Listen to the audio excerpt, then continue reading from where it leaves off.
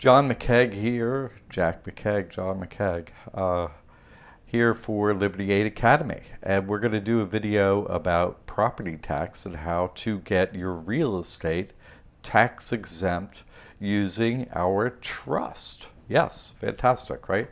It's actually pretty easy. Let's go through this. First, yay, Liberty Aid. We're open.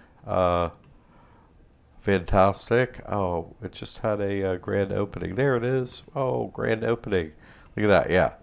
Grand opening. We're doing our hard opening. Yes, we've been open for a little while, soft opening, but everything's in place. And just every product we have is new, updated. It's just really just amazing what our team has pulled off. I'm not doing it by myself. They're getting the information out and just making my life a lot easier and making our students' life really fantastic. So just our team, you got to see this. Like, they're the most wonderful people. I'm going to get to the property tax in just one sec. Our team is unbelievable. Amy, fantastic. You got to read about these people. They're the ones helping me get the word out to you. Caroline, Daisy, director, just all these wonderful people. I could go on and on about Javier, Soleil, co-founder of the school, okay, with myself and Daisy. It's amazing. Tammy, who a lot of people hear from. Thank you, Tammy. Just a wonderful team. Anyway, I could go on and on, but what are we talking about here? Property tax exemption. Okay, you got to get our course first about the trust. Okay, once you do that, hey, here they are. We have online courses like the Mastery Edition Trust. Okay, it works for the foundational trust too. I recommend this though. But that trust, that's what I'm talking about. Okay, talking about that trust. Got it. You get that trust. What happens? Okay, next you're like, okay, let's Google. Because they're property tax, okay? Let's go back here.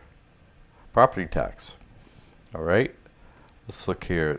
They're in every country, like, look at all these property tax, different types, blah, blah, blah, right? Let's get down to the USA here. And, okay, United States, where are we? United States, here we go. And so blah, blah, blah. They don't really say about anything we care about, right? Here's some places without property tax. That's what we care about. Exemption, right? No property tax. Same thing. Exemption, whatever. You're not paying property tax. So these couple places here, Greenland, if that place exists, and United States, right? Part of Alaska, and Kuwait. Wow, amazing. Anyway, a few places, but nowhere in this I looked, it doesn't say that, you could be property tax exempt. So that's why I looked that up. I Googled it. See, sorry, my mustache is tickling me there. Property tax exemption. And then I did Florida. Okay, so we're just going to go through this. I'm in Florida, so I sit on a yoga ball too, so I know maybe that's weird. I don't know. So I was like, why is he bouncing around? That's all. I'm at my desk on a yoga ball. It's just more comfortable to be upright and stuff. Anyway, so here we are. A property tax exemption, Florida. Blah blah about a homestead. That's just exempt to 50,000. That's not what we're looking for. And then we're like, oh, property tax exemption. Oh yeah, sure. Here we go. Right. Click on that. Already pulled it up. And we go over here to Miami-Dade property appraiser, which is like, okay, that's fine. Weird place to put just in one county, but you look down here, it's like affidavit for ad valorem, tax exemption. Ad valorem means, well, you could go through all this stuff, but there's a value that they do a millage rate, blah, blah, blah. That's what they mean by ad valorem. So it's a percentage of what they value the property at, blah blah. So you click on this, and what pops up? Here's a form in Florida, because it's like, oh, I want to help people. Okay, how do I get this? You get the trust, you open the trust, has the EIN, it's functioning as a non-taxable trust. So people are like, okay, I put my real estate in that trust. Okay, that's cool. That's not the final step. That's not the end. That's why I do this video. Okay, the deed of real estate, it goes into the trust that you got where I showed you on Liberty Aid. Okay, fantastic. That's completed. That doesn't, that is a non-taxable entity, county of a state. They don't know that. You have to tell them. They have a process of application, supposedly, whatever. They have a process of application at this point to get a piece of property exempt from having to pay property taxes, okay? And here in Florida, there's a form for it. So let's just go through it. And this just lays out the information. I'll just go through it to try and be helpful with everyone, okay? Really simple. Okay, here's the application. Okay, let's go through it. Check religious, check right there. That's fine. Check, you check that. And then general information, name of the trust, mailing address. That's why I recommend, if you're going to hold real estate in a trust name, it's best to do it in name your trust after like a church sounding name, as I've gone through. So this is just going to be very marketable. That doesn't mean a property, a trust that holds a piece of real estate, any property, okay, it doesn't necessarily need a bank account. It needs an EIN, sure, it needs that, but it doesn't necessarily need a bank account. So, it's not going to make hardly any extra work to do, even if you weren't operating a church sounding trust for your day-to-day or other reasons, whatever. I'm saying you could make a particular one for this reason, for this application, for holding real estate and having the real estate taxes removed. You want to give it a very church sounding name. Why? Because you just want to make it easy to go through the application process. They understand that at church or government, right? Everybody knows that. So let's go through it like that, okay? I'm trying to make your life easy. Could it go another way? Yeah, sure. You don't need to name it that, but because of what we're going to go through, but I'm trying to give you the best advice, okay? All right. General information, name of organization, mailing address, business phone, county where property is located. So see, this isn't just for Miami-Dade County. You see, county where property is located. We're right here. Are you with me? Okay, we're right in here. All right. So it's for any county in Florida. So this is the same application for anywhere in Florida. Fantastic. That makes things easy, really. Lists all owners of the property, their interests. So this would be trustees, and really to most forms, although trustees are technically 100% owners, technically in some aspects, when we're filling out forms, there's no exact there's no guide to fill in these blanks. I'm trying to, I'm the guy because I'm trying to tell you I've done a lot of forms for this type of organization, and so you just want it to be easy to do. So we're going to go through this, okay? So technically, in a way, each trustee is 100% owner, meaning they could do anything, right? They don't need approval of another trustee because they're trustee. So in a way, that's 100% interest. But that doesn't really make sense on these forms, you see. So if you have two trustees, you'll write them both down, you write 50% each. You see 33%, like that, okay? Or 100%, okay? So that's just the way they do it on forms, okay? But then I hope I worked through that other thing that maybe was in the back of your mind. Okay, next thing, legal description or parcel ID. This you would look up on your county's website. Like, oh, each county is keeping track of real estate taxes for each parcel of land. So that parcel ID from your county is listed on your county website, so you get it from there. A legal description can be really long-winded, and you get it off the deed, so that would be a lot to type in there. So I recommend parcel ID for this, and then you can just look it up super easy. Okay, whatever one. Is the organization incorporated? Yes. If yes, is the organization exempt from federal income tax under and the first one, 501c3, check. That's right. That it is. It's a 501c3 organization, and it gets it through a 508c1a exception to applying for the exemption, right? You have an exception to applying for the exemption. A 508c1a has an exception to having to apply for the exemption of the 501c3. I know they use tricky wording. I am not myself trying to use tricky wording. I'm trying to use their wording and explain to you exactly the way they do so that you have no misunderstanding. Okay? Okay, so there will be check in that box, 501c3. Now we go. Provide a copy. We're going down here, okay? It's not these other ones. So provide a copy of the current exemption determination. Oh, well, we don't have one of those, too. Oh, if no, what is the form of organization? And that's where you put 508c, lowercase c, 1, the number 1, and then uppercase A, right? 508, lowercase c, number 1, and then uppercase A. That's what you put right there. That's it. Is any of this property rented or leased? Probably not. I mean, that's, maybe a rare, weird thing. Understatement of full value. The rest of this is kind of like pretty obvious stuff, but I'll go through it, okay?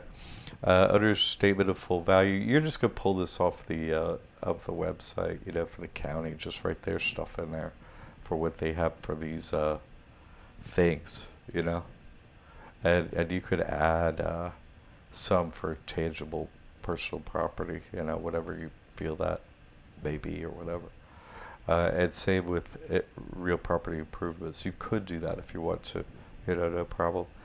And you could go high if you want to. That's up to you. You want everything exempt, fully. So, okay, number 4. So what I'm saying in these real property, let's go back to number 3, I'm sorry. You want at least the values that exist on accounting, because that's what you want exempt, you see? So why not just pull them off the county website? That's the number.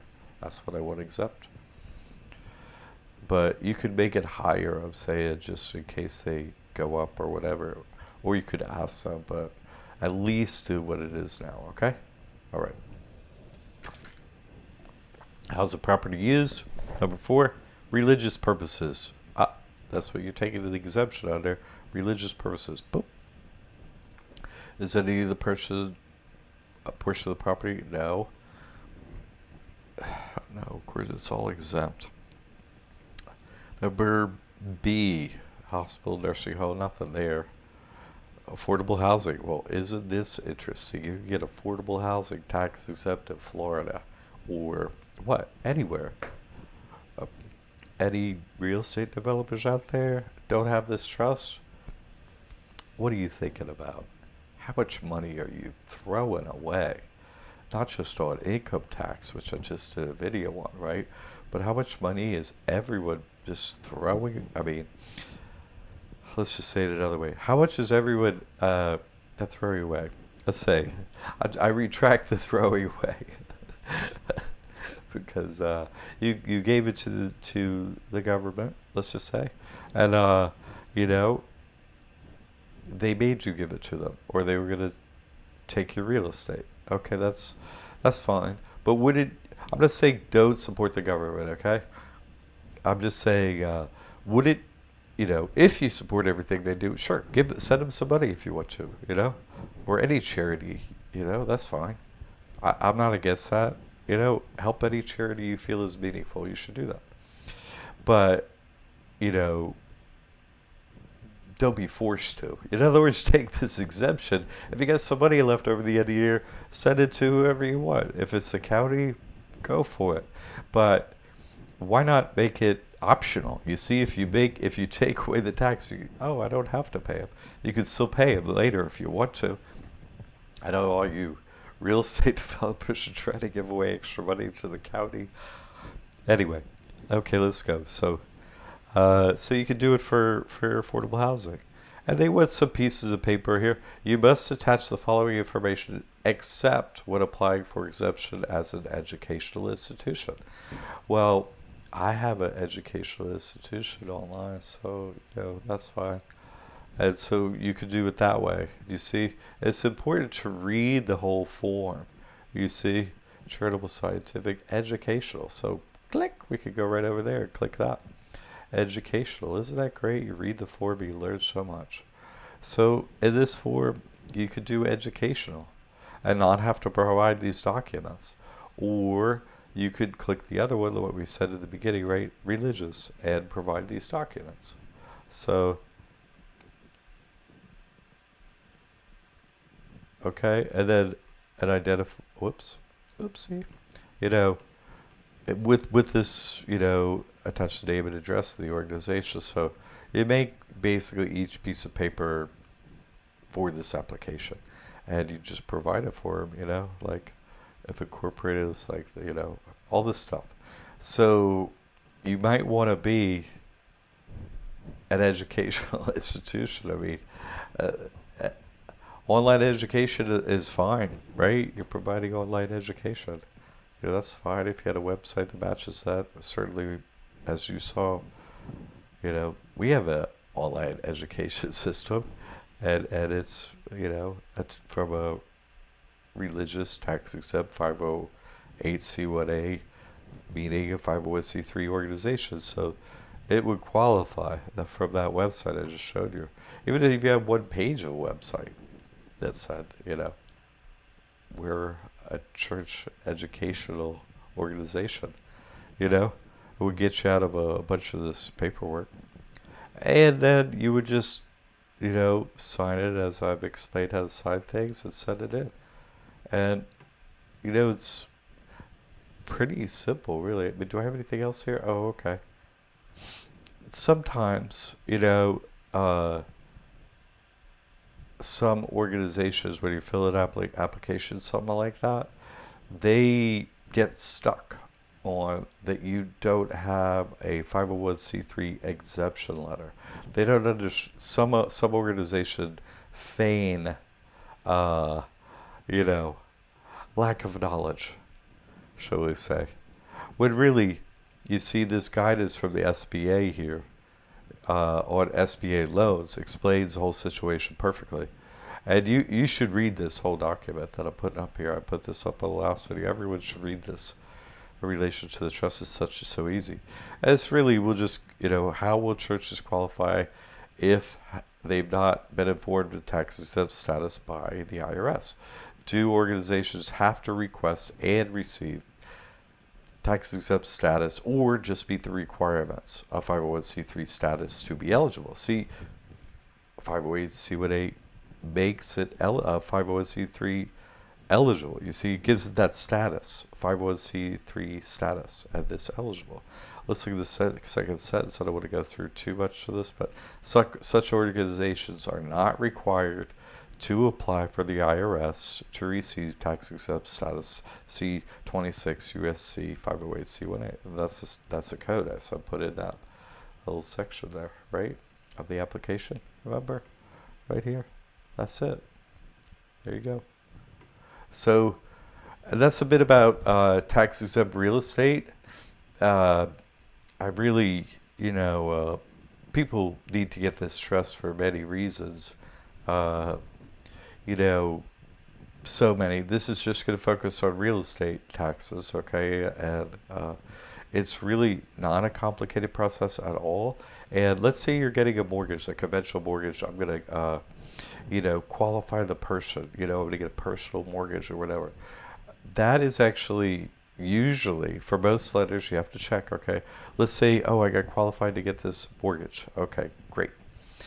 Now, what you want to do is check with the lender, and this is most of the times it's okay, that you go through the process of closing and purchasing this piece of real estate, and at the end, at closing, okay, it's going to go in the name of the trust, that you chose, okay? It's still personally guaranteed. It's still, you got in through there. They understand, that it's just going in this name of this organization, for whatever reason, tax reason, what have you. You see what I'm saying? So, the other direction with financing, of course, is all the information we have in Business Finances 101, how to build credit for your trust and so on. You can go that way, build credit for the trust itself, and the trust can purchase real estate too, and then obviously that would close in the name of the trust. But either way, you can get there in the name of the trust. It is possible to do that. Also, I heard recently about, lenders like, well, we need you to purchase, land in your name, and so, okay, that's fine, to get finance on the other end. Okay, that's fine. You can do that, and then double. They're like, but after you get the loan, it could be go in the name of the trust. So basically, whatever that loan thing is going to happen, that it was just an event was going to happen, it could actually happen at the same day at the lawyers in what's called a double closing. Like the lender comes, oh, what in your name? But they don't have anything against you putting it into the name of the trust. Okay, great. So that's possible to do. And you want to try and do it in a way that the lawyer, because the main fees are not the legal fees. They're whatever you have to record, like when it got sold. Basically, it changed names.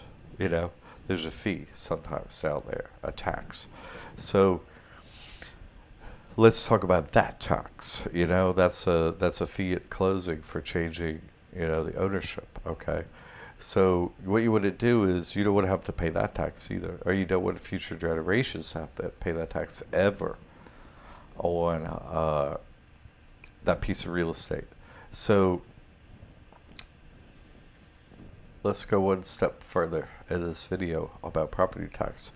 Let's say a trust owned a piece of real estate, and now that piece of real estate has no taxes. Haven't you just, quote, developed the land, i.e. given it value, but just without actually doing anything physical to the property?